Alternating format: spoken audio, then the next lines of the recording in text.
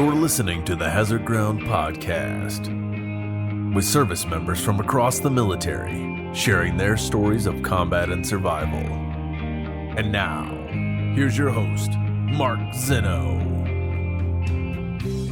Welcome into the Hazard Ground Podcast. As always, we appreciate you joining us each and every week.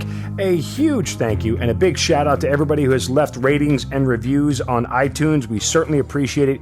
Keep them coming. Again, it doesn't have to be a long review. It doesn't have to be 5 paragraphs. Just give us a rating. Hopefully you'll give us 5 stars and write a review. This will help grow the podcast, help get to a bigger audience, and hopefully that will start to lead to some bigger guests for all of us so we can continue to tell these great stories of America's heroes. Don't forget to follow us on all those social media sites, Facebook, Twitter, and Instagram at Hazard Ground Podcast.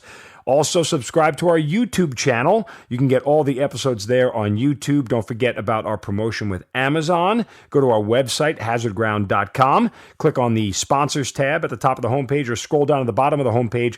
You'll see the Amazon button there. It'll take you directly to Amazon. You can do all of your normal Amazon shopping. We'll get a percentage of whatever you guys spend, and we'll donate it right back to some of the great charities that you've heard featured here on the Hazard Ground. And finally, if you guys want to email the show, you can do so, producer@hazardground.com.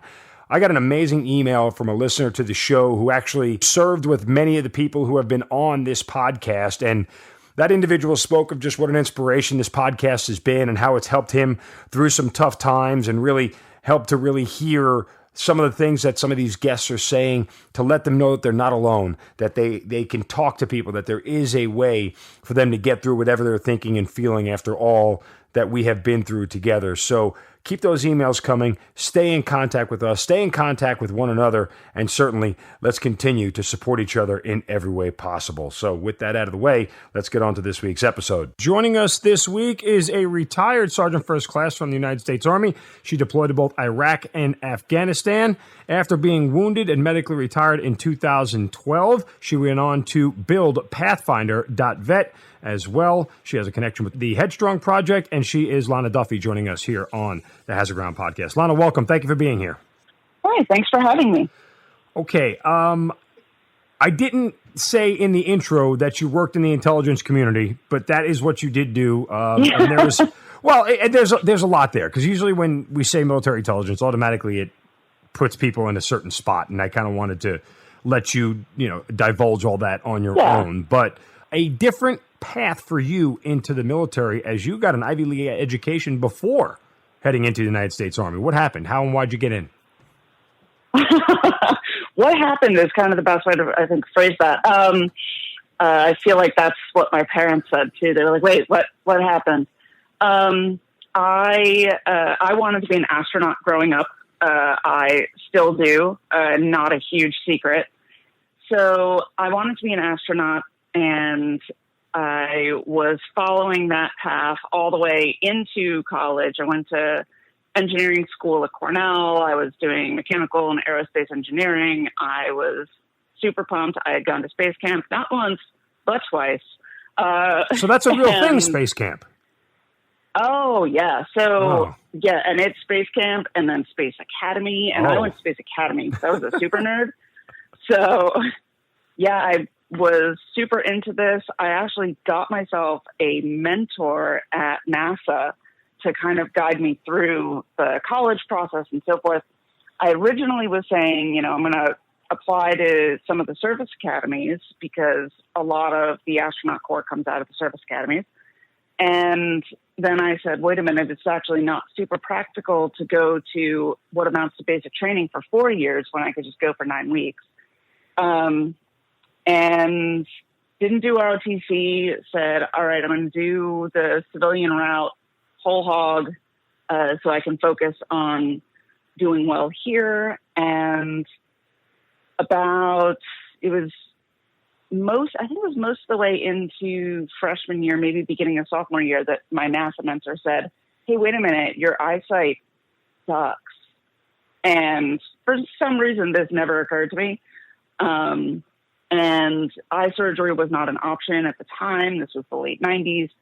And it was considered too dangerous to have somebody go into space with eye surgery, with having received eye surgery. So I had to find kind of a new path. decided to switch my major, went into data engineering and like logic engineering, operations research, and got my master's, and then decided, and I was still like kicking around, like, how am I going to work this? Like, I don't like being told you can't do something. So I went, so I got a job in construction, in civil engineering, and was bored in about 4 months of staring at cubicle walls and looking at blueprints. Said, that's it. You know, that whole military thing that I was kicking around for a long time, I'm doing it. And I decided that I didn't want to do engineering. I didn't want to do Corps of Engineers, none of that. And I opted to go into human intelligence collection, interrogations, and counterintelligence investigations, which I cross-listed as. All right, let me ask you a question real quick. On the ground. Let me ask you a question real quick. Is that where you ended up? Because when you took the ASVAB, the test that they try to grade your sort of military aptitude in, you scored really high and that was one of the choices? Or did you go into this whole process saying that's what I wanted to do, military intelligence, counterintelligence, things of that nature? I like tangible results. I like seeing the product of my efforts. It's one of the reasons why, I went into engineering in the first place, was because I like seeing a finished product. So I reasoned, if I'm going to go in the military, I want to be on the ground. And I mean, this is now the early 2000s, and women were not in combat roles, nothing of the sort. So went in originally as counterintelligence, which at the time you could still do, and then ended up getting cross-listed and on the ground for 2 straight deployments, trying to find the bad guys with the bombs, hopefully before the bombs went off. Right. Yeah, I loved it. When you got in, this was post 9/11? Yes. Okay. And you said that your parents said, "What are you doing?" What was their reaction when you told them all this and this is the route you were going to go? Tell me more about that. Oh, man. Youngest daughter, Jew from New Jersey, New York City parents and all of this. Like, you don't run into a whole lot of people from that particular demographic in the military. Yeah, well, I'm from New York, so the Northeast isn't exactly populated when you start being stuck around army bases all over the country and all over the world. And New York seems to be in the minority. Yeah. So anyway, I went back to my parents and I was like, look, I was thinking about doing it maybe as a reserves thing and keeping the job because there's a recession going on and I'm not an idiot. But at the same time, maybe I am an idiot because it kind of sounds like fun, and this is, I think, what I want to do. And I decided to enlist. Did not want to go in as an officer without having. I wanted to know what people. If I was going to lead people, I wanted to know what they had gone through. And so my logic was, if I really like it, I'll either go officer or warrant officer, and if I want to continue a career, I'll switch over and do one of those tracks, but I'm not going to jump into leading people that I have no experience in their field. And I actually signed my contract before we went to Iraq, but I went, by the time I left for basic training, by the time they had a school date for me, we had been in the country less than a month. Okay. So we're talking April 2003. Yeah. Okay. So what was basic training like for you? I mean, were you prepared for it mentally, physically? Oh my God, I had such a good time. It's so, like, when I look back, and it's funny because I read a bunch of the letters that I wrote, and I tore a hamstring, so I was like, oh my God, this hurts and my life is terrible. But when I look back, when I talk to some of my friends that I still have from basic training, like, I had a blast. I had fun. Running around running around in the mud. I had always been like, I had been a rock climber. There are things that probably like my parents may or may not still like know that I was doing in like high school, where I was, you know, like, oh, I'm going to, you know, bike over to the reservation and climb a waterfall with no ropes because apparently I have no sense of personal safety. And, you know, fell off my garage roof. I had broken my nose like 5 times. I was a straight up tomboy type of kid. So I don't know how super surprised my parents were. I think they would have been more surprised if my sister had gone. But I thought basic training was like a hoot. I think I mean, I walked in on the first day and they make you like run laps around a field and like try to line your bags up, or else you have to do push-ups, and there's no way to win. And I just remember like in hot South Carolina sun doing these push-ups and running these laps and being like, well, whatever, man, they can't kill you, because then somebody's probably going to get in a lot of trouble. So whatever, like they have to stop eventually. And just that weird logical approach, I taught myself to kind of just enjoy it. So from Fort Jackson, you head to Fort Huachuca to military intelligence school. What's that like? I mean, I want to remind the audience here, you already have a bachelor's degree from Cornell, right? In engineering, and a master's degree. Well, I was getting there. I'm just saying, you have a bachelor's degree and a master's degree. So, you know, going to Fort Huachuca shouldn't exactly, you know, be the most difficult thing in the world, but what did you expect or not expect about it? You know, like, actually, I didn't expect to adapt so quickly. Like Fort Huachuca, for anyone who hasn't been there, it's a little on the remote side. It's very south of Tucson. It's like it's almost on the border with Mexico and southern Arizona. But our class got along really well. And, you know, and you could tell, I think what really drew me to it is that you could tell that when you deployed or when you were actually able to do the job, which really for those two fields, human intelligence, you have to really be deployed to do it, is you were going to actually do something. You were going to do something impactful. And if you were good at it, and if you learned what they were trying to teach you, you were going to be, you could actually really make a difference. More people were going to come home.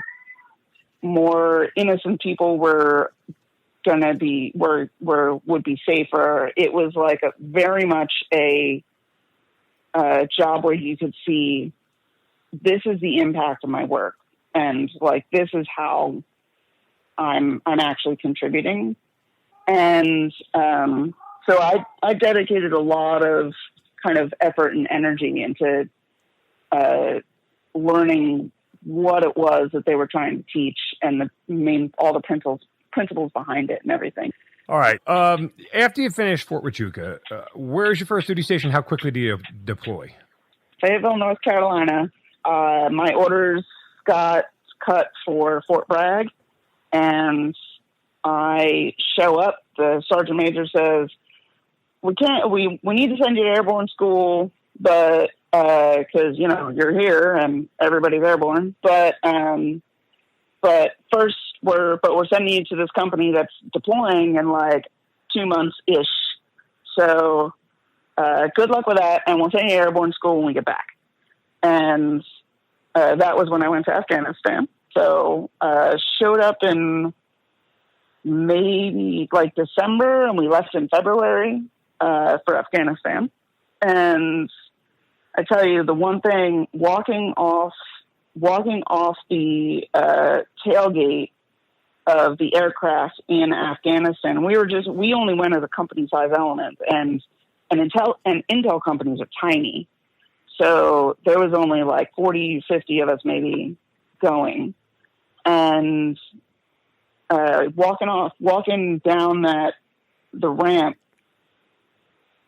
you just see in Bagram, like the mountains in the distance, and like the just nothing and then it's just this tan, and I was like, oh, this is, as it turned out, the one thing that movies get right. Like, what Afghanistan looks like.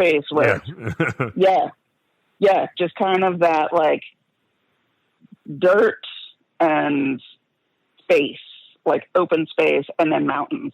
Like, this is right. That's, I think, the only time that I really, like, felt like I was, like, in a movie, because, you know, you're walking down 2 rows, one on each side of the ramp, and, you know, lugging as much of your crap as you can carry, because the rest of the stuff is palleted anyway, and then you're just, you know, getting shuttled around into hard sites.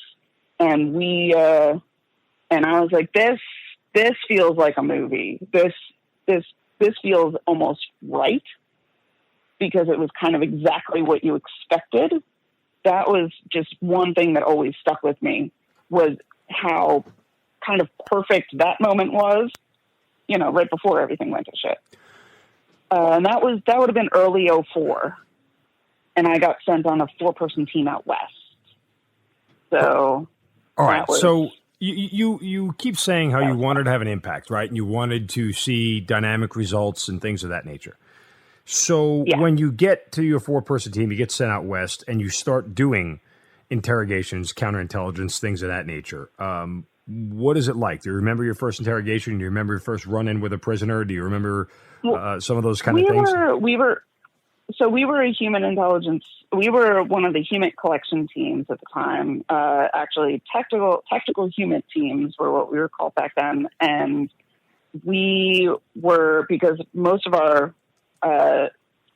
primary interrogators were in the Bagram facility. They were managing the Bagram facility.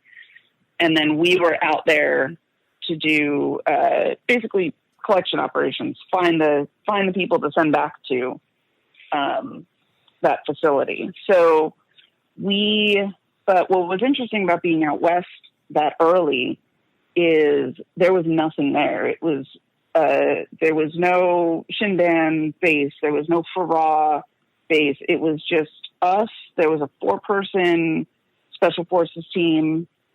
It was a PRT, the Provincial Reconstruction Team bases.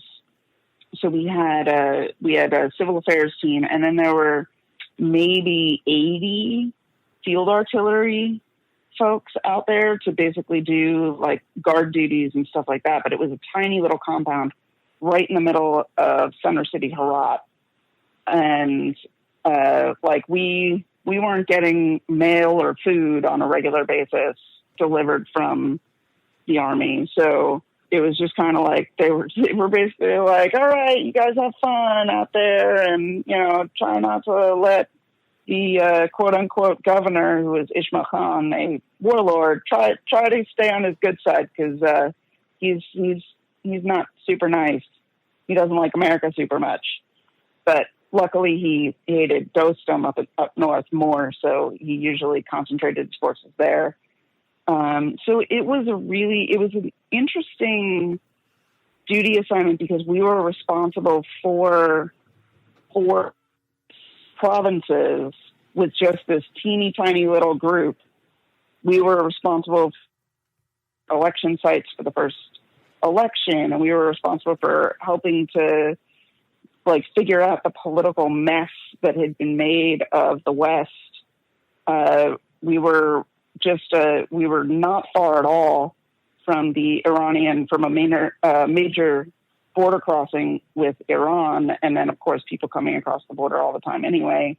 So it was a very politically sensitive area and very remote. It was like we were in a completely different country from everyone else. We had other teams that were able to, you know, like, oh, if someone in like Gardez had accidentally zeroed out the radio, someone from Ghazni could, you know, they could hop in the vehicles and they could go over there and figure it all out. We were like, if you screw something up, it could be a month before they send an aircraft out.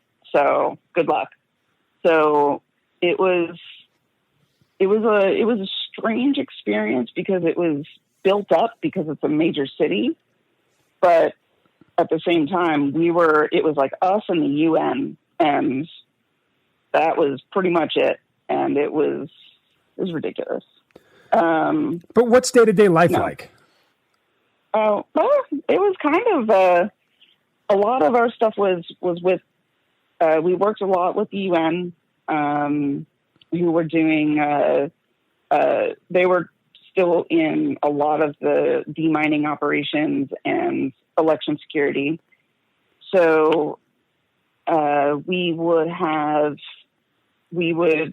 head over to their compound and have meetings with the consulates that were, well, they called it a consulate, but it was just basically a gathering of various countries that would show up there kind of every day. So a lot of it was liaison.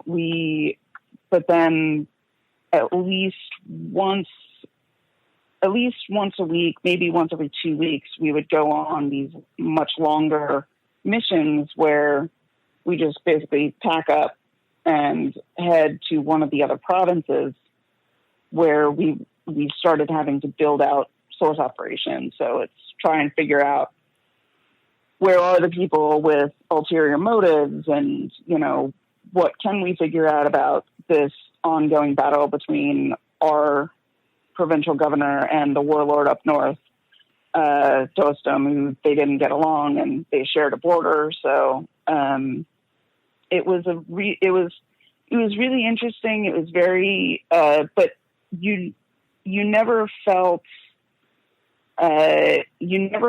really like you were kind of under perpetual attack out west, at least not at that point. And we were really active in trying to keep that all under control. Like we did make nice with the governor, and we did work really closely with the community and with the different teams that were available to us. I mean, we were still generating a ton of intel pretty much every day, but it was like going to when I got to Iraq less than a year later, it was a different world, like completely different environment, because it was still relatively early for. We were still doing poppy eradication. We were doing all of these kind of higher strategic level operations, but at a very tactical, like one-on-one level. So it was interesting, and I learned an awful lot about developing country politics and what really happens when you put warlords in charge of different parts of the country, because at least that keeps them out of your hair. Did you feel like you were making the impact that you wanted to? Not entirely, and I think because it was so strategic, I knew that it was making a difference, because it was, even Helmand at the time was, we were like the portion of Helmand and Farah that we were responsible for. Like it was we were still able to build a lot of really good relationships that did contribute to kind of keeping the area from blowing up. Like we knew that there was a ton of poppy. We knew that there was still Taliban down there, but it wasn't. Really, like Farah and Helmand they didn't go to shit until actually like right after we left is when they started having like attacks in Shindan and Farah. And that's when we were like, maybe some of the relationship building that we were doing was really actually making a bigger difference than we thought. Right. Because a lot of people, they hadn't placed priority because it was a bit safer. Like they focused less and less priority on that area. So when we left and there was they weren't putting a lot of effort into maintaining that, relations deteriorated pretty quickly.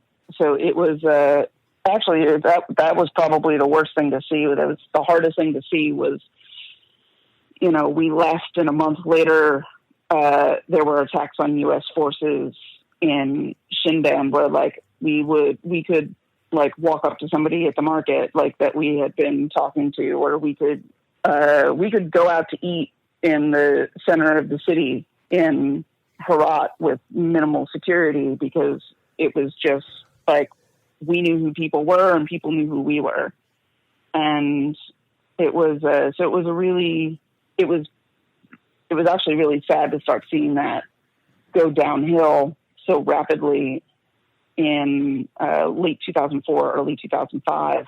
But we were already picking up. I mean, we were in Afghanistan for about 6 months, and then came home for about 4, and then we're on a plane to Iraq because the rest of the battalion was going.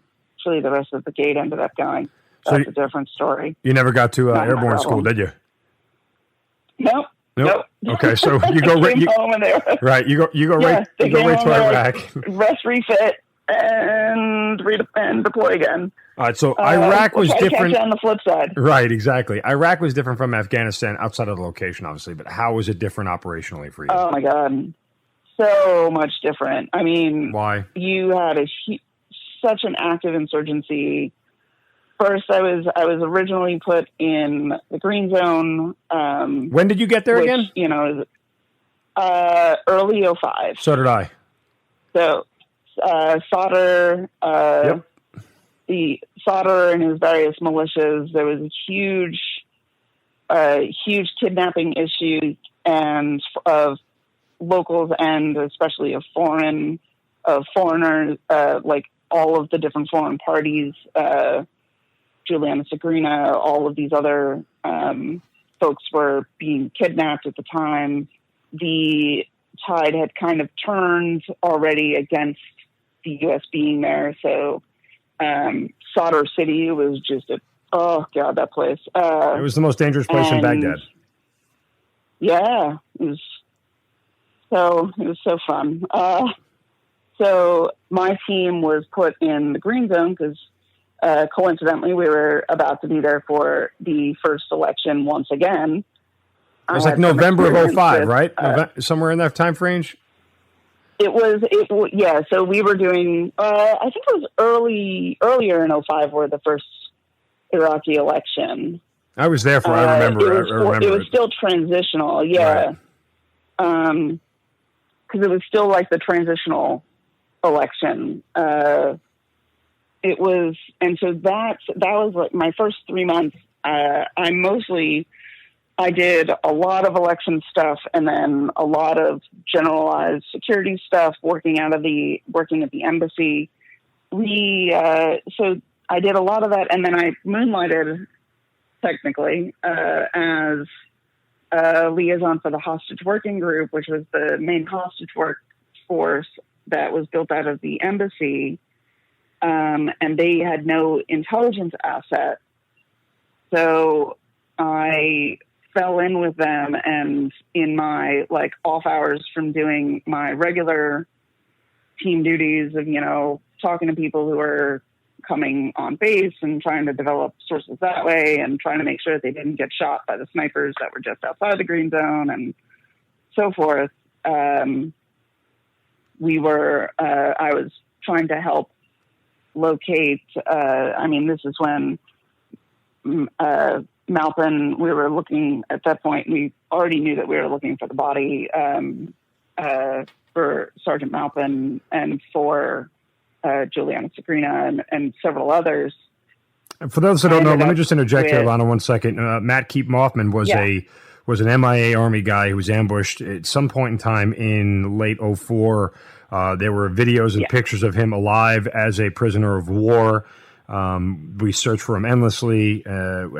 We've actually found his remains, but I think it was post. Yeah. It was around 2012. It was post when I was. It was. I don't think it was that late. Was it that? I think it was I feel like it was 07 or something. Well, anyway, so he was just one of the more notable prisoners of war that was captured, and we went on forever to try to recover him, and it was unsuccessful, unfortunately. But anybody who was in Iraq from 2005 on knows the name Matt Keith Maupin. Yeah, and that was definitely one of the harder ones to reconcile. I mean, like we knew we had seen already the videos, but that was one of the harder ones, because you know, it's like when you say, okay, we're going from rescue to recovery, that was much more of a tough one. But the sense of urgency is still there, because you still want to you need to still get the person home. You need to get the body home, the person home. And I had gotten a report like, one of my sources came in and said, there's an American buried here at this one particular spot, and reported it back up, but it was uncorroborated, so nobody checked it. And I remember, like, a couple of years later when they did recover him, and they were like, it was in this section. I think it was like along the Tigris, maybe. I can't remember now. That was, you know, an IED and a couple brain injuries ago. But I do remember saying, like, oh, that's right where I thought it was. And, you know, that's like a kick in the gut. Like, oh, I could have, we could have recovered him years ago. That's when it really starts to hit you, of not only the impact that you're able to provide, but like when stuff doesn't go as planned. So that's a guilt complex that you don't get over terribly easily. One of the various militias who you might recall, it was the 1929 Revolutionary Brigade. That's what they called themselves, but it was a militia that was kidnapping pretty much just like everybody. They would just roll people off the street and sell the people to the highest bidder, or hang on to them themselves. They would sell them to Al-Qaeda in Iraq. They would sell them to wherever. And someone came in with just this amazing lead, and we ended up being able to dissolve the group with their help, and with the help of some of the local folks that were able to just, I mean, they risked absolutely everything, because they had to come into the green zone to report. And I mean, it was, I know that person did not survive the war. I don't even think they survived my deployment, because eventually one of the snipers outside of the green zone got them. That was one of like the huge, the kind of the big moments of like, okay, this is why we do this. This is making a difference. It was like as good, I would say, as being able to say to an infantry commander, which is what I then did for like 6, 8, whatever more months, being able to say, you, like, in the next week, you'll have, you know, an IED here, here, and here. And having them come back and be like, we got them. Awesome. When you get something good, that you know that somebody else is going to come home. And that's like the biggest reward, and like just being able to like make those connections and make the call. And even if I'm not the one out there digging up the explosive or pulling in and recording the weapons cache or whatever, it's so much to know exactly what you were able to contribute. And that's like the tangible feeling that I was definitely kind of after when I went in. to the service. And that was, it's addictive. Like it's a really interesting job field in that the highs are really high and the lows are really low because, if you screw up, somebody ends up dead. Right. Speaking of some of the lows, though, let's talk about what happened the day you got injured. Do you remember what that day was like, at the beginning of it, at least? So it was, and it's so. Actually, what I'll do is I'll start about 2 weeks prior because this will all come together later. About 2 or 3 weeks before the IED that ultimately ended my career, but we're not there yet. It's still 2005. I was on one of my teammates and I had been sent. This is after I'd moved to the tactical mission. I've been working with the 10442 Infantry and doing a much more tactically based job. Actually out there, really like talking to people about the bad guys with the bombs. And we were driving along kind of a main road up, and honestly, I couldn't tell you where it was. I feel like it might have been somewhere near to Crit, but not positive. And there was, at this point, it was still, you could still fire warning shots, but they were frowned upon.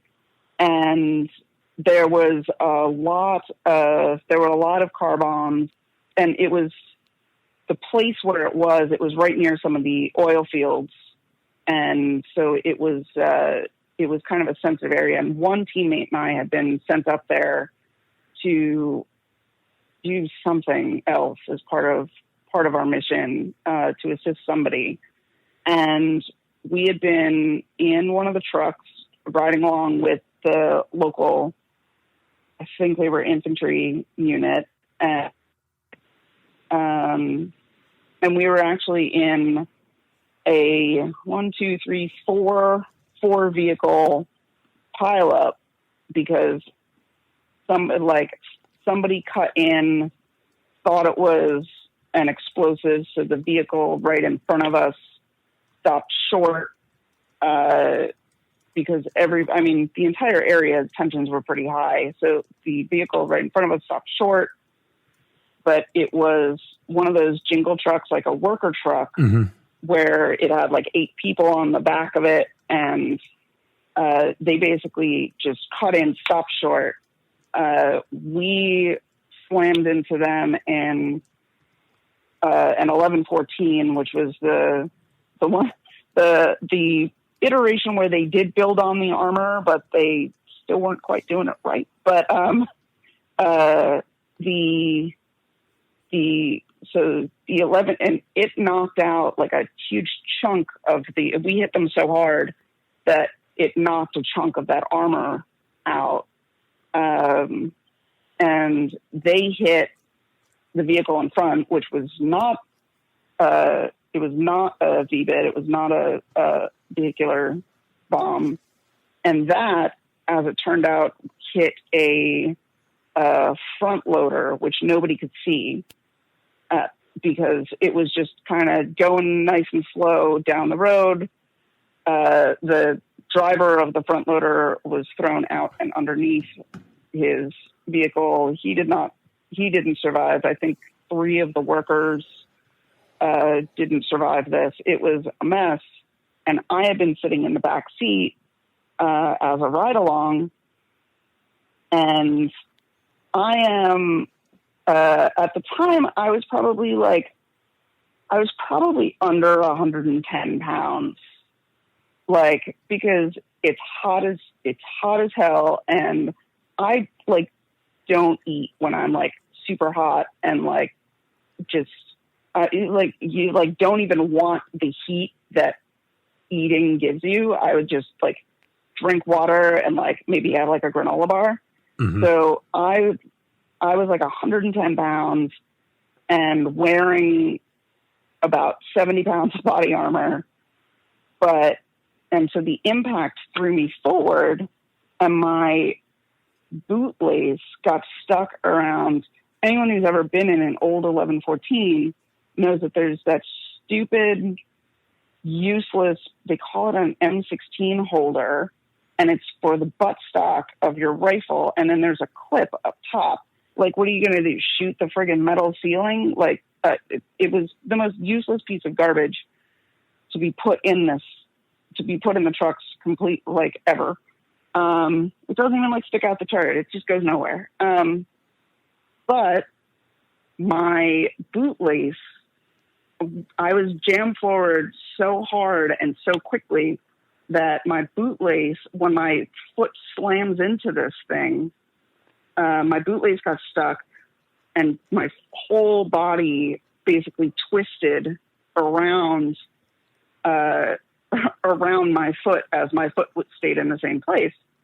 So, but we get out, and everybody's kind of in shock and whatever. And I remember my teammate, who was not in the same vehicle, had been in the vehicle behind us, came up and was like, could recognize right away that I was kind of just like in shock. Like, I wanted to try and go and help the front loader driver and like do all these things. And she was like, not even walking so good, like, stand right here. And I just remember staring out at the desert, feeling completely useless.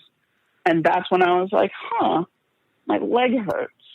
Like, it didn't even occur to me at all. So we end up getting back to after all of that's over, we end up getting back to one of the little more remote fobs. And they were like, we see the medic, and he looks at my leg and was like, I don't know. Like, it was in the boot. It's probably not broken. It might just be sprained. You might have bruised it real bad. So, take some Motrin, drink water, do the things that military people do, take a knee. And turns out, like 4 months later, that it was actually broken. I had broken it, crushed part of the bone, and torn several pieces of soft tissue, so ligaments and tendons. So that never healed, right? But 2 to 3 weeks later, as we were driving along, I had recently reported on a string of IEDs that would be along a common, like, the route was like always, it was like, it would be black in the morning. They would send route clearance. So it would go to red, like, drive at your own risk. For those who aren't familiar with those terms, I suppose when the route was considered black, it was not permissible to drive. And then there were various other color codes for exactly how safe they thought it was going to be today. So route clearance went through, and about maybe an hour or two later, we were taking that road. Route clearance had picked up 2 of the 3 IEDs exactly where they were supposed to be. And apparently the third one had been dropped after route clearance went through. Like, they pre-dug the hole or something, and they dropped a huge IED down in this hole. But because it was so hasty, when we found it the hard way, which is to say it went off, they timed it. It was the timing was a little off. So it hit maybe 20 or 25 meters, I think, away from our vehicle. I don't remember most of that day. Like, my memory, I used to have a near photographic memory. I could sit there in a meeting, remember everything that was said, and write it down word for word 2 hours later, 3 hours later. So so the explosive goes off, and I don't remember. I remember nothing from a little bit before to. I have a flash in my brain of the driver of the vehicle turned around looking at me, and I've been working with these guys for 6 months or so at this point, and usually the same teams from the 10442. And I remember he was turned around and his hand reached out towards me, and he was like, "Hey," he had put his hand like maybe on my knee or something. I was like, "Hey, are you okay?" And and then I have little flashes after that, but I get out of the vehicle. So what had apparently happened is the concussive blast. We were in an add-on armor vehicle, so the concussive blast had gaps that it just passed through. And again, I'm super tiny and wearing a lot of equipment.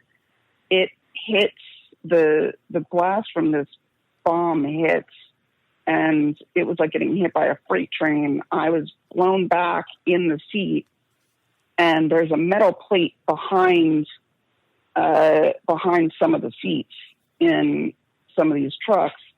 And even though I had my helmet on, I slammed my head rocked back on the very poorly fitting body armor, and I slammed my head straight into one of those metal plates. So I get simultaneously hit from the front and then stopped short from behind. And it triggered an apoplexy or a brain hemorrhage. But it was 2005. Nobody was looking at those things yet. So I just thought I was going crazy because my ears were ringing. I had blood coming out of my ears, but figured it was probably just, burst eardrum, something like that. But in my own brain, I didn't know who anybody was. I didn't know their names. I was reading the name tapes off their vests, and I couldn't remember my interpreter's name. I couldn't remember my partner's name. They were in a different vehicle, and I am just sitting there like, oh my God, I finally lost my mind, because I knew nothing about head injuries, and my balance was gone. I was could not walk in a straight line. I was holding on to stuff, but I had to try and play it off, because that was the day and age where, man, they would take your clearance away if they thought you were going crazy. And I was like, there is no way I'm getting pulled off the road. There's no way I'm doing, there's no way I'm going to find a different job. No way. This is what I'm here for. I just got to fake it. And my partner realized it when, the QRF is called. They come, they secure the scene. One of the guys had some shrapnel in his hands, but because the bomb had been so hastily dropped, the bulk of it fired over the convoy. It fired like directly over. So it was shrapnel. It was shrapnel and dirt, but the blast, that meant that the entire blast structure came straight at us. And I was like, oh, I remember some of physics. So after the blast and everything that's going on at this point in time, you're fearful of saying something about what's going on. How does the rest of that deployment finish? I was terrified every day that someone was going to find me out, because, the migraine started that night. By that night, I didn't know who people were. When we we ended up continuing mission that day. I think the QRF might have maybe replaced the guy with like who had got my gunner, but they were like, well, you know, like the vehicles can still go and like sucks, but like we still got to do what we got to do. I remember we pulled up to a house, and I had no idea what we were doing there. I was like, are we setting up a checkpoint like in front of a house? Like what's going on? And the convoy commander was like, no, this is where you told us that you needed to go today. And I was like, oh yeah, right. Cool. And this has all been recounted to me. Like I remember none of this. But my partner walks up, and I was like, dude, what are we doing here? And he's like, this is your guy. Like, this is God knows if I have no real recollection of anything else, but he was like one of my primary sources. I've been dealing with him already for months. And of course, I never wrote anything down except for the reports. And I was like, dude, I have no idea what's going on. Like, I don't know who he is. I don't know what's up. I had also like stumbled my way down a hill. So I had already flared up that ankle, foot injury, everything was like a mess. And that's when he realized, because I was one of those people who never wrote anything down. That's when he realized like something was actually wrong. Cause I was like, I don't remember. I don't know who this guy is. He ended up taking over for that meeting and for a couple of other things that day. And when we got back, he told my team leader that something was off. And of course, the Army in 2005, their reaction was, the stress finally got to you, so we'll send you over to mental health. And you send a human intelligence person over to mental health. What do you think? They're going to tell them exactly what they want to hear, so that you don't get pulled off the road. Are you kidding me? Right. Yeah. I mean, I just faked it for the next month or so until we did transition operations, because this was late in the deployment. Right. So this is 2005, but you don't get medically retarded until 2012. So what happens in that 7-year span? I got adept at doctor dodging. Because that fear of being told, no, you're actually going nuts, that was so real to me. But I was so keyed in on the fact that the number of attacks on our forces locally stepped up after that point. And so of course I started taking all that on myself, of being it's because I'm not on my A game. This is bad. Especially once we got home, I would be I'm still having these migraines. My balance is gone. Something's really wrong with my leg, and I don't know what, but I really just don't want you guys to have me stop working. I want a PCS and go somewhere, and I'll deal with it later. And because every time I would tell them oh, I'm not sleeping, I can't concentrate, my memory's gone, I'm seeing shadows because my vision, the hemorrhage was pushing up my ocular nerve, so I was starting to lose my vision from the periphery. So it was just this encroaching darkness. But you say that to a team leader and they're encroaching darkness, shadows out of the corner of your eye, time to go back to mental health. So I just kept getting sent to psych, and ultimately I just stopped going. I stopped reporting symptoms. I stopped doing any of that until 2 years later, my first sergeant calls. At this point, I'm running a counterintelligence field office. I had PCS to Germany. I'd moved to Germany. My first sergeant calls up and said, hey, you just came up red on the medical MedPros because you apparently have never attended your annual post-deployment health reassessment, and you just don't go. So you need to go to the doctor. And I went, and it was a doc who I already knew because it was a small base in Germany. And I was like, look, here's all the things that have been going wrong since October 2005. I don't know what's up, but I'm telling you, I don't want to see anybody else. I don't want any referrals. I'm just putting this on the record. And he happened to have read an article or a message put out from one of the neurologists at Landstuhl who was interested in studying concussive blast traumatic brain injuries. And he was like, look, you have all the symptoms. I'm sending you to neurology. I'm not going to send you to psych. Go see what she has to say, because she is like the only one studying this, but you have every single symptom that she said to look out for.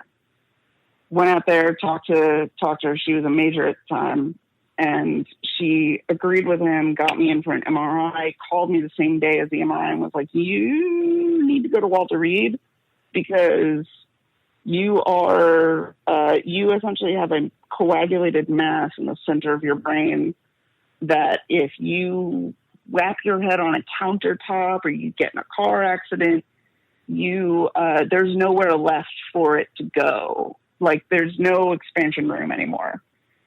Your brain is under constant pressure. So I had to go to Walter Reed and get neurosurgery. Wow. So that was super fun to call my mom from Germany and be like, so I might be in the States for a little bit. What time frame was this? This would have been like April or May of 2008 at this point, 2.5 years later. All right. And so what happens in the 4 years before retirement after that? Is it just constant doctors and visits and everything else? It is. Yeah. And it was, but it also wasn't. Like, I thought that after the surgery, I was still getting the migraines. They were trying to see like how much is going to recover, how much isn't. I never went to the Warrior Transition Battalion because I wasn't told that I had to.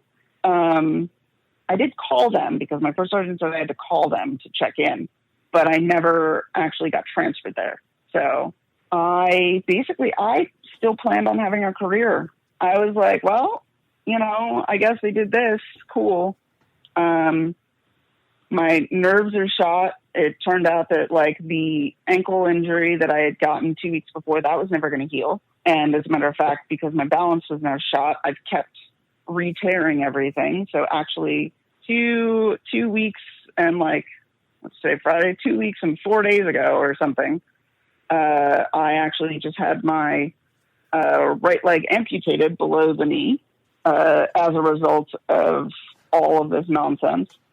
So yeah, I just kind of tried to keep on going. I actually assessed into a special unit, did operations with them for a little bit, and then I volunteered to deploy again, walked into a doctor's office. This would have been maybe 2010, 2011.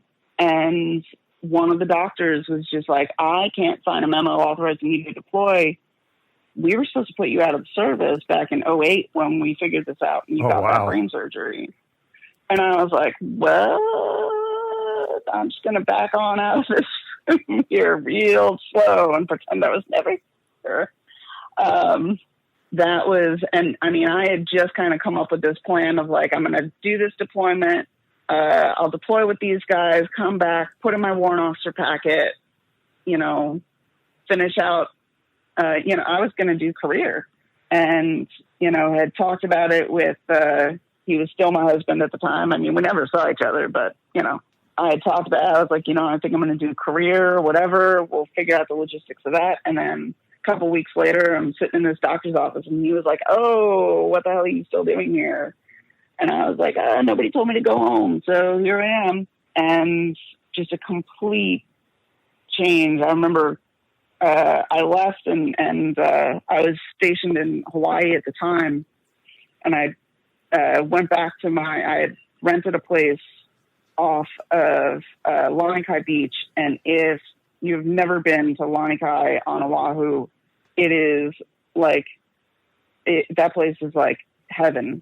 And I had beach access, was right across the street this little side road from where I was renting an apartment, and I parked my car, walked over to the beach, and I sat out there for like 2 hours just staring at the ocean. Like, here I was again, like maybe 10 years later, getting told like, nope, that Army thing that we know you actually really like doing, nah, you're going home.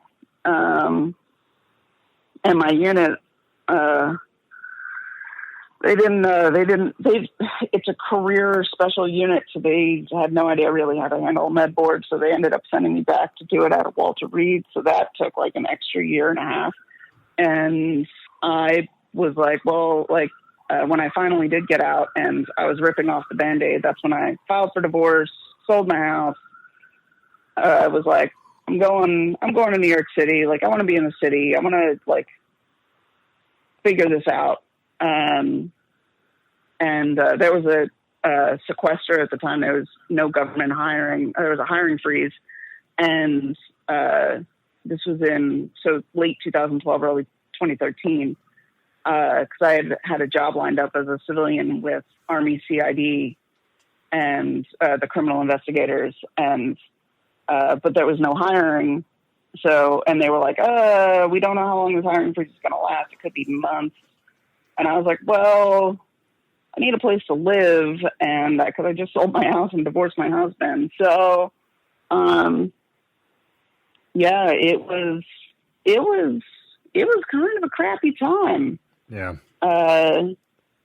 And even though I was in an area near where I'd grown up, and I had friends in the city from some of my college friends and all of that, it was still just adjusting sucked, because I was like, even with the extended med board period, I was like, what am I going to do? Like, I actually love my job.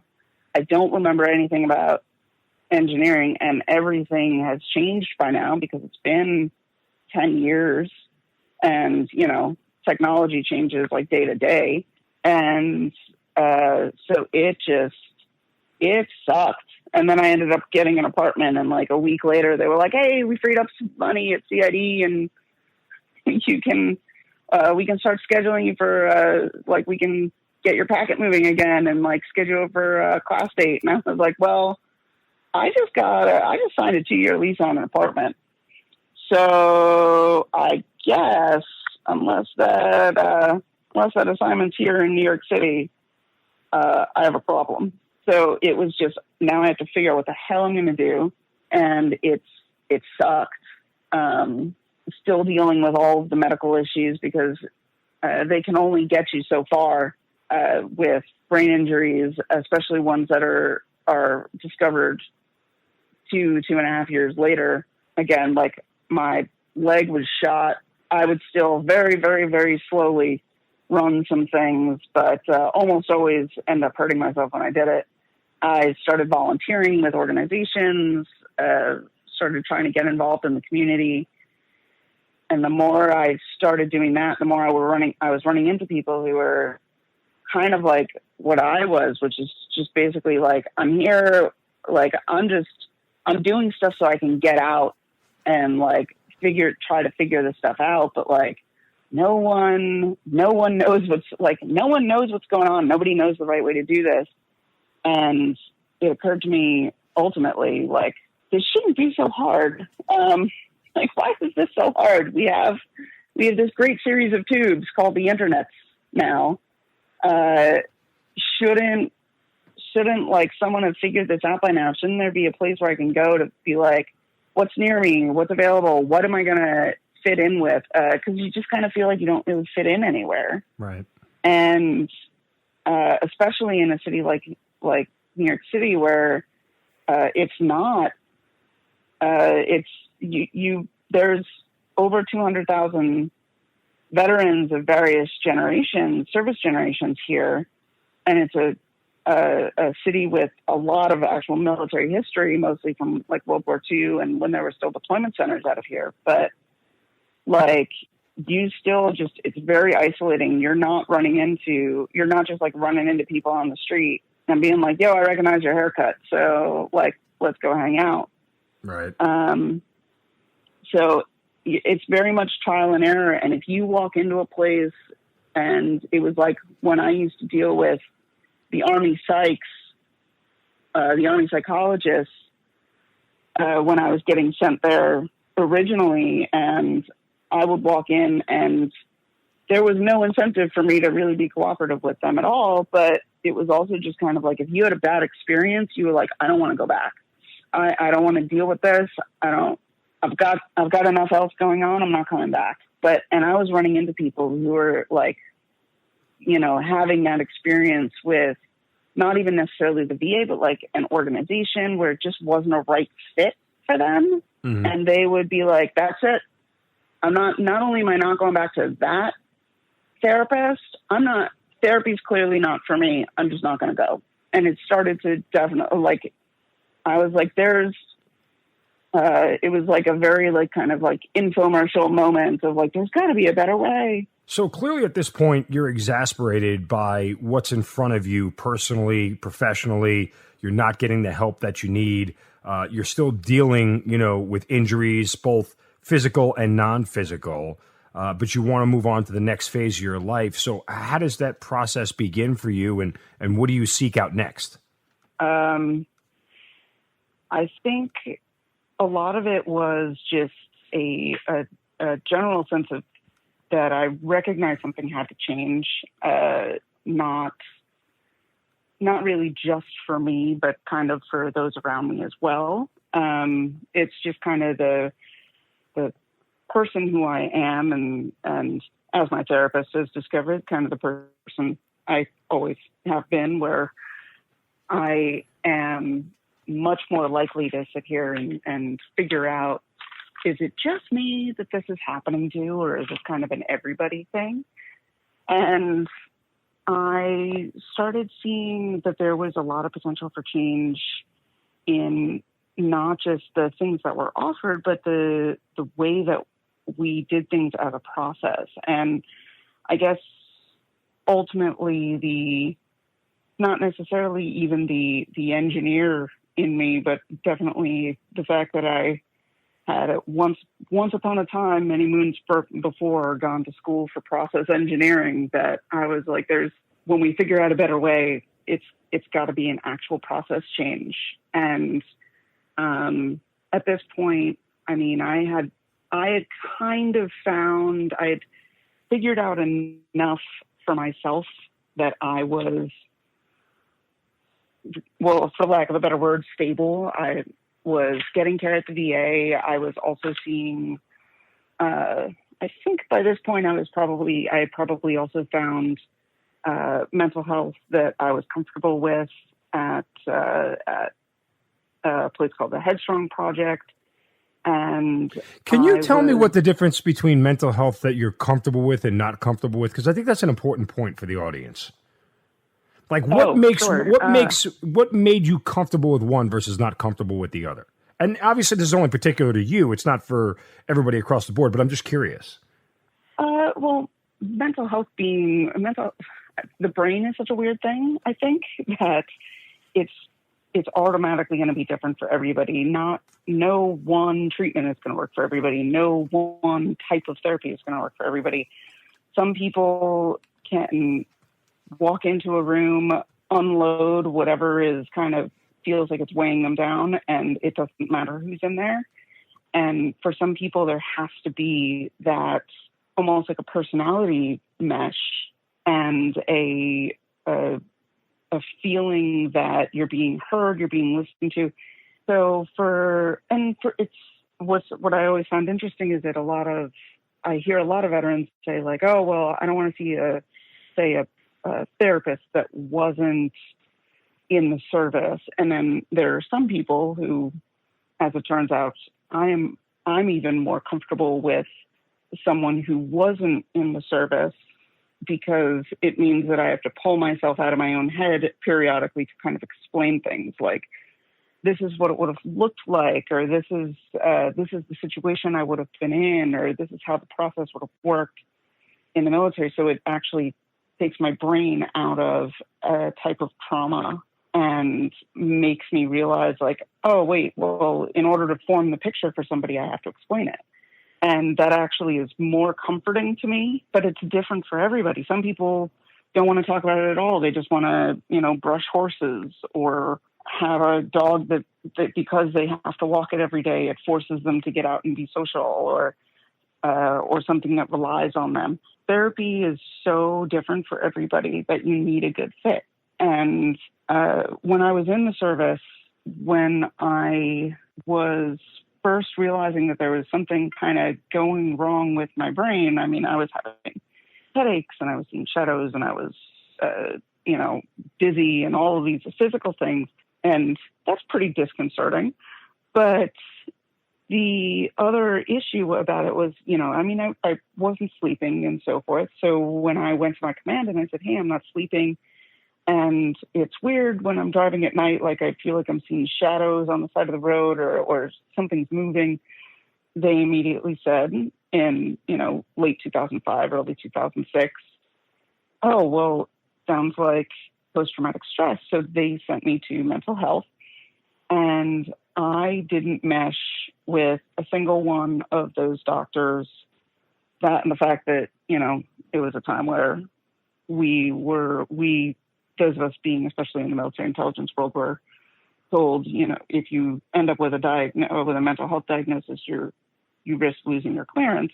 So I was never comfortable with any of the people that I saw. It was basically like, I'm here because my command told me that I should come and see you because you're going to help me sleep. Like, that was the whole reason for me going. And so I was very on edge. I was very apprehensive, and I couldn't open up to anybody. Once I got out, even before I got out, when I was diagnosed with the brain hemorrhage and they did the surgery, and I kind of had something to mentally to say, like, oh, this is what was going on. This is what my real problem was. Then I went through my period of, so I didn't have an anxiety issue at all. I didn't have a stress issue at all. And it took me still almost 2 years from when I got out to when I actually acknowledged that maybe there was something else going on, that, I'm also angry. I'm also unhappy. I must be like I need to distract myself. And so then I started poking around, and I even though I was getting some care at the VA, I just wasn't that comfortable there. Everything from the waiting room in Manhattan and New York City, it's just the waiting room isn't that welcoming, especially when you're the only woman in there, or it felt wrong. And so I've found, just kind of by luck of the draw, and people who I knew and other veterans that I talked to recommended a place called the Headstrong Project. And when I spoke to them, my very first, my phone intake with the head clinician there was basically me telling him, hey, I will agree to come into a first session, but I didn't have good experiences with mental health professionals while I was in the service. And quite frankly, I don't really trust them. I'm not sure that this is for me yet. And it's funny. It's almost like the Dread Pirate Roberts saying from the movie The Princess Bride, where it's, like, go to sleep, I'll most likely kill you in the morning. And so that was very much me the whole time. I was like, I'll come in today, but there's no guarantees that I'll come in next week, especially when I was like really starting treatment and like trying to go back through some traumas. It took some convincing some weeks, for me to be like, oh, I have to go in and talk about the roadside bomb that killed my friend today, or I have to talk, like, because we're focusing on that. We're trying to like get that out of my system. Like, these are the things that I knew was coming at that point. Once I knew it was coming, I was like, oh, it's going to take some convincing for me to just tell myself, okay, it's Thursday. It's time to do this. But if I had somebody that I was talking to that I was less compatible with, I mean, there's no way I would have gone back. Right. At this point, are you more struggling with mental stuff or physical stuff, or both? Both. I was running the gamut of, so when you're medically boarded and evaluated for retirement, they will only board you, when you go through the medical evaluation board process, you're only going through it from a point where they say, we have gotten you to the furthest point of recovery that we feel we will be able to get you. This is pretty much going to be like your permanent state from here on out. So physically, I was still dealing with all of the after effects of having a brain hemorrhage, especially a brain hemorrhage that wasn't taken care of for 2.5 years. So I had nerve damage, and I had vision issues, and I had balance issues and vestibular issues. And I went through cognitive and physical and all kinds of different therapies to try and get me back to the best point that the military could get me to with the technology and the research that they had at the time, and around, of course, my regular duties, because I was absolutely not leaving a regular unit for any of this. So when I went to the VA, a lot of what I said to them, especially when I was doing my intakes with them and my compensation and pension appointments for disability, was, hey, the military said this is as far as I'm going to get.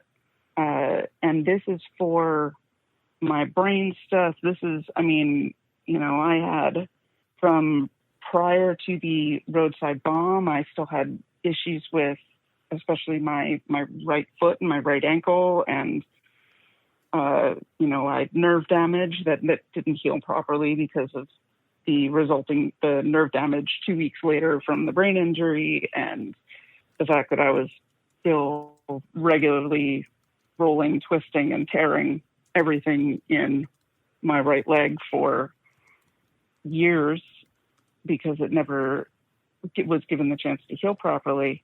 I was like, but, the military says that this is as far as I'm going to get, so I guess this is my life now. And I didn't really pursue a lot with them. It was much more, I know that this is the process I'm supposed to go through. I come in here, I do my compensation pension appointments, I get my regular MRIs so that you can make sure that I didn't hemorrhage again. I'll just do the maintenance appointments and we're good. So I was dealing with both of those things. And was the physical part slowing down the mental part?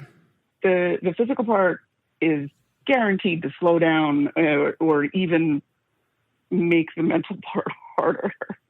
Because if you don't feel good every day and you're still trying to, if you're like, oh, I'm walking a mile to work, or even just, especially for somebody with an active lifestyle, like a lot of military and veterans, you'll go crazy if you're sitting in your house for too long. But, my leg is killing me because the weather is bad, or I have a migraine again because, again, the weather is bad. But that it's so limiting. And, I mentioned that, I was doing rock climbing, and most of it was indoor, but it was, so it was a regular thing. It was every week. But if I'm going climbing once or twice a week, I expect to make some progress. But because of my leg, because of the balance, because of all these things, I wasn't getting any better. And something that it's not a big thing, but when you combine it with everything else, like, oh, and I can't concentrate in school or on a work project, and I can't do this, and I can't do this, it weighs on you, and it all compounds to just this. It's a feeling of somehow like almost inadequacy, or this should be getting better, but it isn't. And yet at the same time, I also had running through my brain and from the military of, well, but this is as good as it's going to get. So deal with it. Right. So it took me almost 2 years to actually concede to start seeing a mental health professional. It took me even longer than that to start really pressing anybody at the VA to look at my feet and my shoulders and my neck and all of these things. Because let me tell you, the body armor is not made for a person. Well, at least the old body armor was definitely not made for a person under 120 pounds, still carrying a pack on it and so forth. It was not good. Wasn't super good for me. So the issues that I'm dealing with and managing and all of that were, and I actually couldn't see it. I still had kind of that attitude of, this is my life, and this is what, these are the choices that I made got me to this point. So here I am. And so it took other people saying, hey, maybe life could get a little bit better if you actually went and got somebody to do a new MRI of your feet or do something about this. And I hit a breaking point the winter, not this past one, but I think it was the winter of like 2017. So I'd been out for like 4 years, and I was walking around and it was just, and it's just cold and bitter. And for someone who, I mean, I grew up in this area, but for people who haven't been to a dank part of winter in New York City, it's just the slushy, like just below freezing, wet cold that is just not pleasant at all. Because there's no ground, there's no earth, there's no trees to kind of absorb any of it. And so it was, I finally said, you know what, the pain in my feet gets worse in the winter. I'm going to go, I can't keep doing this every year. I'm going to go and see somebody about it. So, that year I was like, well, the left foot isn't as much of a mess because over time I've been limping for so long that, the left foot, my arch had collapsed, and I was developing neuromas, nerve issues on my left foot too. And I was like, well, that one's easier. Let's take care of that one first. So I had a metal plate put in, and they reconstructed the arch, and they basically did an internal refit type of thing, just kind of put a new tube in the tire type of thing. And then, so that was the fall of 2018. But the real problem is that because I don't have any balance and I don't have full feeling in my right foot, and the feeling that I did have in my right foot was not a pleasant one, I proceeded to, over the course of the recovery of the left foot, just re-injure the right foot. And then finally in January, we took a vacation.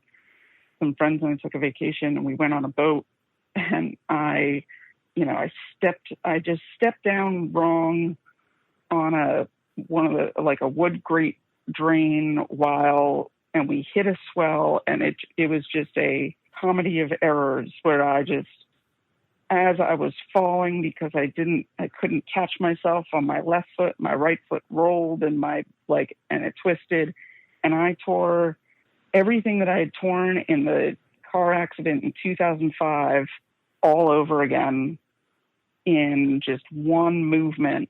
And I was sitting on the back of the boat trying not to pass out from pain. Luckily it was the last day of the vacation. So when we actually got home 24 or 36 hours later, I hobbled my way down to the emergency room, and even just looking at it and looking at the x-ray, they were like, "Ooh, you shouldn't be walking on that."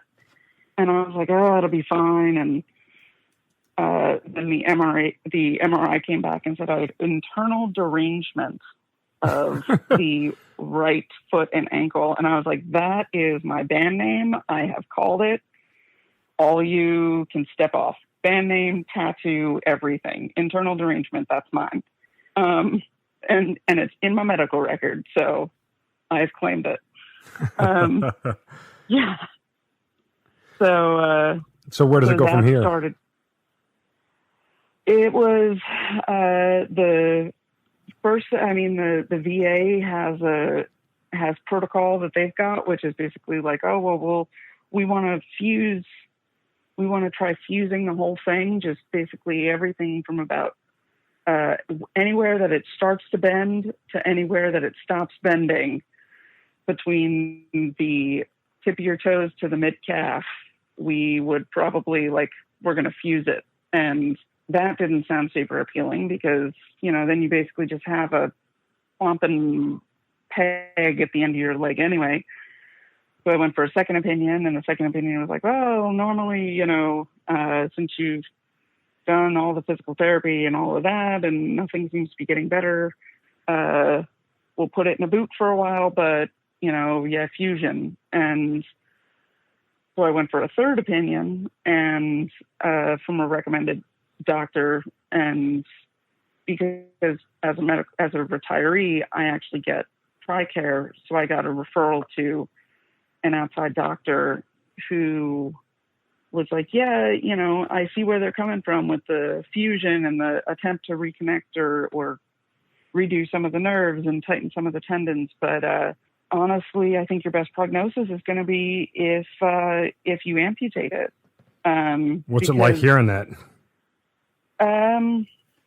I think a part of me realized that was going to be the scenario, because in the conversation with the surgeon, he said, he was like, he was explaining to me, he's like, sometimes I explain it to patients like it's almost like a divorce where you're saying, okay, no, it's over.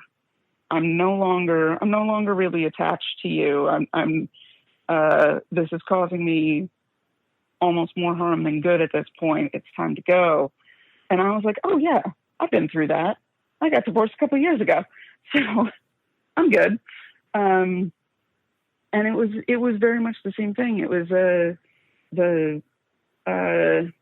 now they have the whole decluttering. If it no longer brings you joy, Marie Kondo, no longer brings you joy, then get rid of it. And I was like, well, that leg perpetually is no longer bringing me joy.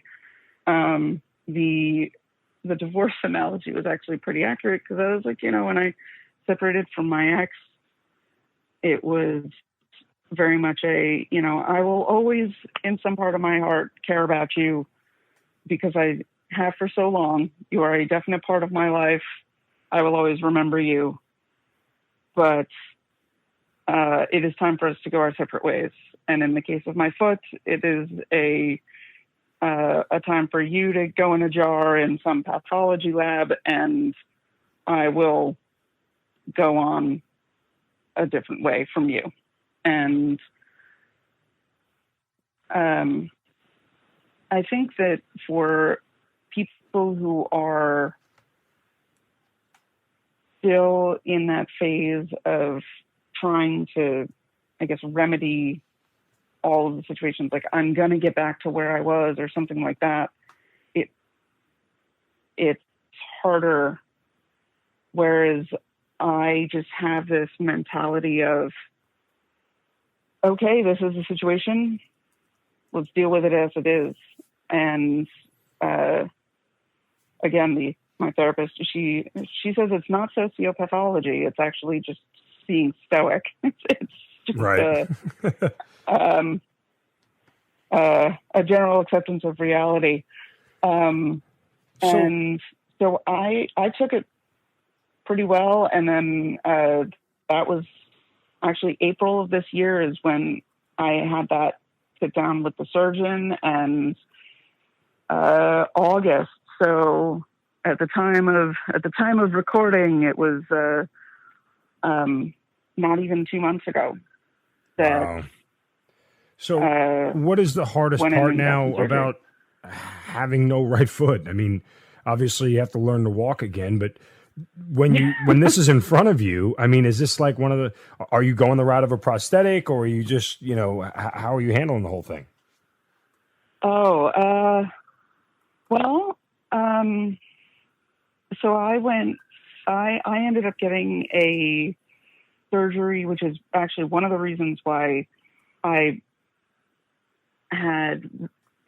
went to this surgeon in the first place is actually because when I was originally saying, like, I need to figure out something to do about this leg with somebody who is not afraid to say there's got to be something other than fusion. It's either like rebuild it or do something else. And one of the leading orthopedic surgeons in the country happens to be in New York City. So, but he's doing research and processes with a new type of prosthetic where it's essentially an implant. So I have a metal, titanium stake that goes up now all the way to the top of my tibia. And it kind of sticks out at the bottom like a peg. When I was explaining the procedure to my parents prior to getting it done, I explained it to my mom. I was like, it's like a KitchenAid mixer. It's like you've got like the little nub attachment piece, and then you can kind of clip on other bits at the bottom of it. And, it just screws on with a clip or a screw. And it's exactly like that. So about a week and a half ago or 2 weeks ago now, I just got my first my clip-on attachment, which is for the KitchenAid. It's essentially, it's the standard beater. It's the foot with an ankle that screws on to this little metal peg that just sticks out of the bottom of what remains of my calf muscle. And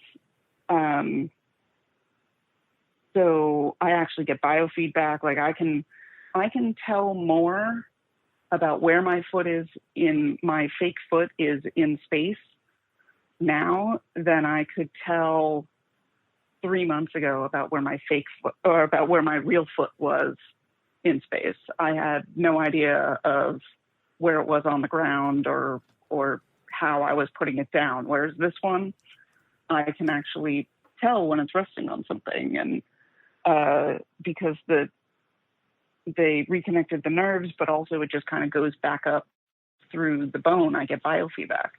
So it's actually weird, because when they were saying, oh, you're getting phantom pains, and I was like, yeah, it's weird. Like I feel like my big toe on my right foot itches and it's not there anymore. And I haven't felt my big toe in 14 years at all. So this is super weird. Now it's just starting to figure out how these attachments work. And I've been walking so screwed up ever since the car accident in September, it would have been September of 2005 in Iraq. I've been walking I've been walking all screwed up. So I'm not just learning how to walk with a prosthetic. I'm learning how to walk like a person and distribute my weight equally and not have to worry about, like, am I about to roll my ankle again? And do I have to look down so that I don't so that I'm stepping off the curb completely evenly, so I don't put too much weight on, get a shock of pain, and roll over. And I don't care what they say about New York, but, you know, if you fall down on the street, people will help you up. Like, it's, and I am living proof of that because I've been helped up so many times in the past couple of years. So it's definitely a process. I have, and now I'm starting to reintegrate the VA back into the process. They've been actually super supportive, even though I didn't do the surgery through them. They've been very supportive. They've been calling to follow up, and they've been very, very interested in making sure that, you know, they pick up on the physical therapy so I don't have to pay for the copays through insurance. And they're going to pick up on the prosthetics. The head of prosthetics is already in communication with the prosthetics lab from the hospital for special surgery where I had the procedure done. Like, the VA here has been actually really, really supportive of it. And that's good. So I start going back through them, through them to get everything done fairly soon. And then it'll just be, you know, the post-op follow-ups and stuff like that through the other docs. But I'm actually, given the nightmare that I have found, even TRICARE as a retiree, like the nightmare of health insurance and getting pre-approvals and getting, you know, is this in network? Is this out of network? What am I going to end up having to pay for again? Like, which is still a surprise every time a bill arrives. And, sure. It's a magical process of healthcare, which, and I don't think a lot of people realize who are in the VA system and complaining about the VA system. I don't know if they realize that it's actually kind of nice to have one place you go, you see the doctor, you go and get referred. Yeah, you might see a resident, but there is an attending somewhere in the background. Like, it's really not that bad. It's a lot less administrative stress. So where are you now with everything? I mean, when you look back at your career and everything that you've been through, how do you characterize it? I wouldn't change it. I would not change anything that I've done. I would not. Even if it meant having your foot still? Even if it meant having my foot still or having full brain capacity still. Matter of fact, the only thing I would change is I probably would have gone into EOD for at least a little bit for explosive ordnance because, you know, they seem like such a tight-knit type, like just a good group of people. And you know, electronics and bombs and stuff is fascinating to me as an engineer, but I wouldn't change it. I love the experiences that I've had. There's good people and there's bad. There's good experiences and there's bad. It's a little bit more extreme with the military, I suppose, when you're talking about like, well, I'm going on a work trip and I might not come home, or I might come home without all of my body parts or faculties. But I honestly wouldn't change it. Some of the friends that I made was the best friends that I made in my life. And even now that I have the veteran community and I have I have support from there. I have support from that end of my life, and I don't think I would have changed anything. I mean, my career now, or my business that I started is essentially to help people find their best fit. And I wouldn't have even really recognized that as a problem if I hadn't gone through the things that I went through. Do you ever look back and wonder sometimes how you survived it all, and how, like, you know, with so many people, so many vets committing suicide, how that was never an option for you? Interestingly enough, I would say that there were some low points when I got out where it wasn't that I was actively considering. I never actively said I would that I would or I wanted to commit suicide, but there were definitely there were definite low points where I said, you know, if I happened to get hit by a bus right now, oh well. You know, if a taxi runs a red light, oh well. I definitely went through those apathetic periods. Right. But the key thing that I think helped me is that by the time that I was really hitting those periods, I was already seeing someone, and I was comfortable enough with that person to tell them about that apathy. Sure. I was seeing a therapist, and I talked to the therapist about it, and I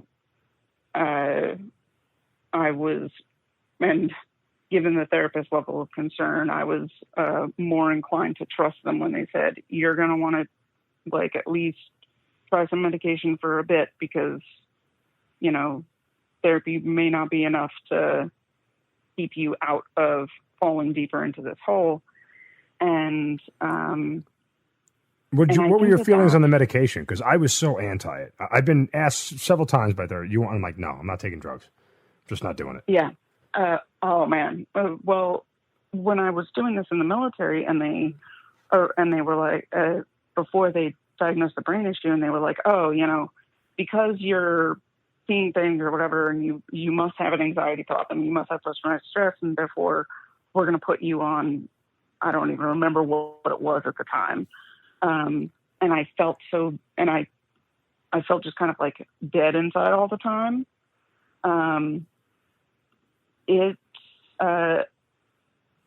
The medication, I don't, first of all, I kind of have a deal with the doctor where I will take the absolute minimum. So trust me, I still get my moods. So right. I'm like, these days I'm still getting my moods. Well, I don't think that it didn't have that deadening feeling, which was really what I was so worried about. And I was Sure. like, you know, I don't want the medication. I don't want any of this. You know, I don't want to have to alter it. And they were like, so it was a case of figuring out which medications would basically do the things that I needed to do to kind of to be able to, I think it was more like to be able to deal with things. So, sure. I'm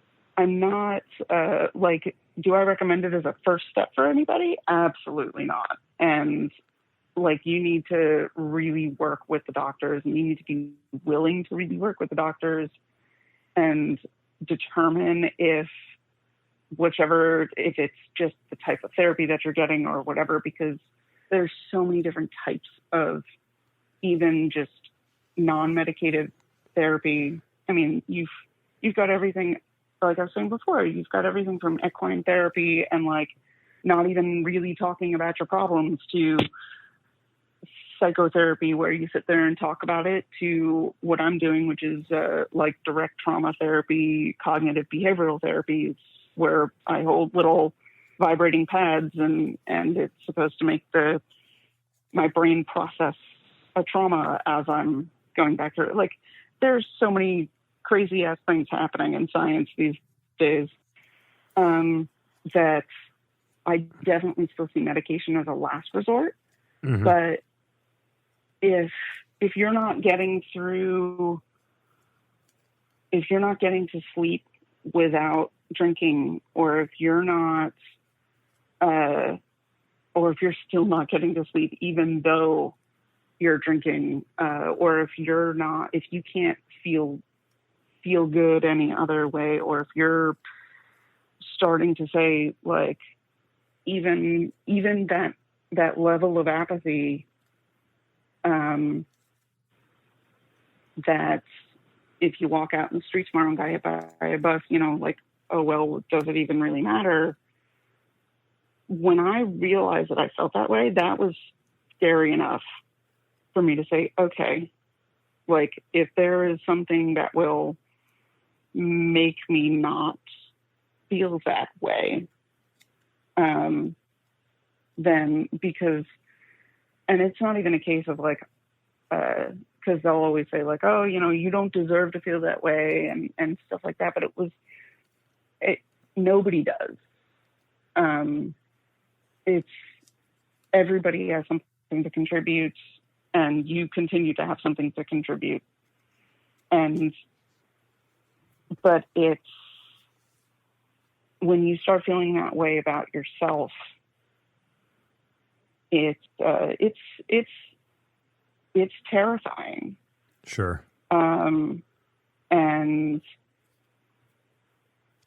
I think that the only way that I really got through it is because I already had built that support network. And that's one of the main drivers of why I'm doing what I'm doing with the company that I've built and the process that I've built, is because I'm like, people need this right away. You need to walk out of whatever situation you're in. If you're in the military, if you're getting out with an honorable or other than honorable discharge, if you're retiring after 20 years, or if you're medically retiring after 2 years, like or 10 years, which is why I constantly get why'd you get out at 10 years? You should have just stayed in for the other 10. Right. I didn't have a choice, guys. So it's just it's why I'm doing this, and it's such a driver for me to acknowledge, to realize this is important. You need to be able to walk out and directly into something that is going to give you one person or two people or three people that will support you. Because those three people or that one person might be just enough to say, hey, I'm going to sit next to you while we start dealing with this. You should have somebody that you trust enough to say, okay, this isn't, it's not even like I shouldn't feel like it. Like this isn't normal. This isn't how people are supposed to feel. That's what went through my head when I started recognizing that apathy. It wasn't I deserve to feel better. It was, this isn't normal. People shouldn't feel like this. That's because I was at a state where I didn't feel like I deserved much of anything, clearly. So it was much more the kind of the abnormality of it that made me acknowledge it. And it was, and it took, like my boyfriend saying, like, no, I support you going to therapy, or I support you trying out a med or two, and like, we'll get through this. And it takes that, but it takes finding it first. And that can be the hardest thing for somebody, is to find that first piece of support, and to walk into an office, especially if like your local VA clinic is a huge hospital or something, and you start feeling lost immediately. A lot of people will just walk in and they'll turn around and they'll walk right back out. if that's not what they were expecting.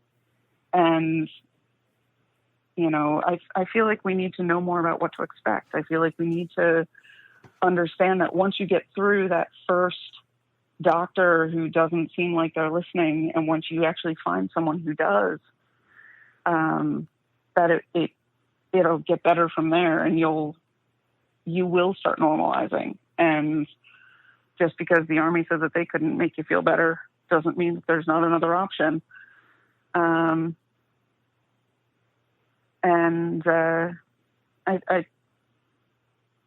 really do believe that, especially as a community, that if we're better connected, that we can help each other through a lot of things. That's not to say that, you know, if you miss something, I mean, I've had friends who have committed suicide. I've lost friends to suicide and even domestic violence and so forth, and drug overdose and so forth. It's hard to draw that line of like saving that, like I should have seen something, I should have said to see something, say something, but because you're not going to be able to convince somebody to go to therapy who's not ready for it, or who's not willing to go, or who doesn't think that they want it or need it or whatever. Mm-hmm. It takes the person wanting to go too.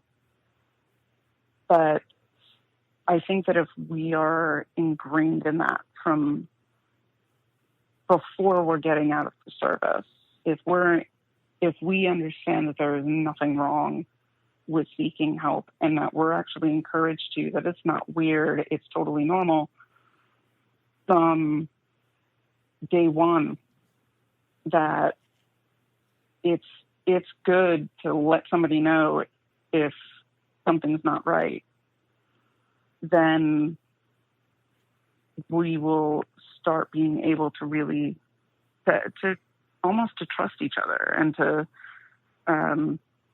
I mean, I had to get over trust of other people, of medical doctors, of myself, of all of these things. And I definitely couldn't have done it by myself, but it took me acknowledging that it was kind of okay to ask. Sure. And it was okay to say, I'm not normal, and this isn't right. And so I think that I got lucky.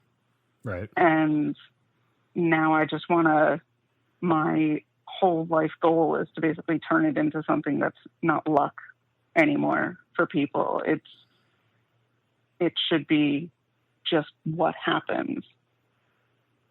That's perfectly said. And I think that with that, you know, you're sort of saying, I'm just going to create my own destiny. I'm going to create whatever's left of the life that I have and make it something that is worthwhile, and not allow sort of the cards to dictate the hand that I'm going to play. And I think it's certainly a positive message that we're going to leave everybody on. It certainly has been an amazing journey for you, and certainly has been one that I've enjoyed hearing immensely. I mean, this is a great discussion, and you've hit on a lot of points that I think our audience has heard from time to time, but, you know, you've really made some salient viewpoints. And to that end, I can't thank you enough for your honesty and your candor, and just being so forthright with everything that had happened to you and what you were feeling and going through. I think that's so important for our audience. Well, thanks so much thanks for asking. I think that's honestly, that's super important too. Just asking, and thanks to those who listen and who like to listen and who want to listen. It's so important. Well, Elana Duffy, you're an inspiration to a lot of people. Keep fighting the fight and continue to carve your own path and make your own way. I know you certainly will. Best of luck with everything, and certainly thank you for being part of the Hazard Ground. Thanks so much. You've been listening to the Hazard Ground podcast, hosted by Mark Zeno and produced by Matt Pasquarella. If you have an interesting story to tell and you'd like to be on the show, send us an email at hazardgroundpodcast@gmail.com. And if you like the show, don't forget to subscribe, rate, and review on iTunes. Thanks for listening. We'll see you next time.